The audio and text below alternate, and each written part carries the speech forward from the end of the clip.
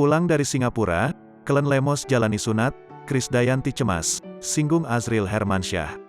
Setelah pulang dari liburannya di Singapura, Krisdayanti dan Raul Lemos memutuskan melakukan sunat atau khitan pada putra mereka, Kellen Lemos.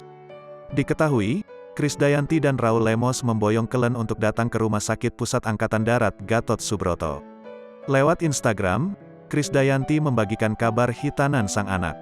Selama proses sunat, tampak perempuan berusia 47 tahun tersebut setia menunggu sang putra hingga selesai ditangani oleh dokter dan sejumlah perawat. Hal ini diketahui lewat pantauan tribunstyle.com di Instagram Krisdayanti, Jumat, tanggal 6 Mei tahun 2022. Dalam caption, penyanyi yang berasal dari Batu, Jawa Timur tersebut mengucapkan terima kasih kepada dokter dan juga suster yang telah menghitan putranya. Terima kasih dokter dan suster @R Spaitges. Para dokter ahli bedah anak @dr_Catur_Suzantra, Bapak Waka Dr. Lukman, tulis Krisdayanti melalui akun pribadinya tersebut.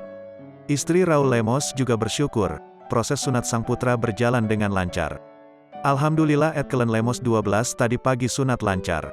Cepat sembuh Kellen, sambungnya. Selain itu, Krisdayanti juga mengaku cemas saat menemani sunat sang anak. Baru nganter anak buat sunat aja rasanya udah cemas ya, tulis Krisdayanti di unggahan selanjutnya. Rupanya, ibu dari Aurel Hermansyah tersebut masih trauma ketika Azril dulu merasakan kesakitan saat disunat. Maklum saya masih trauma ketika anak kedua saya @Azril_Hermansyah kesakitan dan teriakannya masih saya ingat sampai sekarang, sambungnya.